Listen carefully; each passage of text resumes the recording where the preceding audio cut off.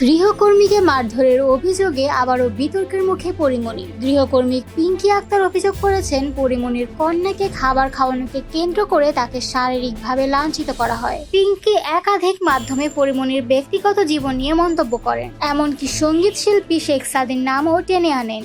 এ নিয়ে সামাজিক মাধ্যমে ক্ষোভ ঝাড়েন শেখ সাদি। তিনি বলেন, অপ্রমাণিত অভিযোগের ভিত্তিতে কাউকে হেয় করা যেমন অন্যায়, তেমনি দায়িত্ব জ্ঞানহীন রিপোর্টিং মানুষকে প্রশ্নবিদ্ধ করছে। তিনি আরো জানান, পরিমণির পাশাপাশি তার পরিবারও এই ঘটনায় প্রভাবিত হয়েছে। সাদির ভাষায়, পরি একজন মা, একজন মানুষ। ভিউয়ের লোভে তার ব্যক্তিগত জীবন নিয়ে খেলা বন্ধ হোক।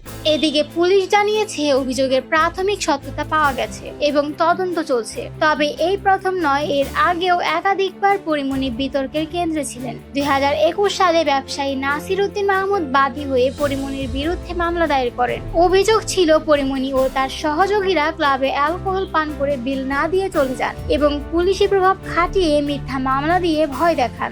একই বছর পরিমণির বনানীর বাসা থেকে বিপুল পরিমাণ মাদক উদ্ধার করে র্যাব। এই মামলায় তাকে কয়েকদিন রিমান্ডেও নেওয়া হয়।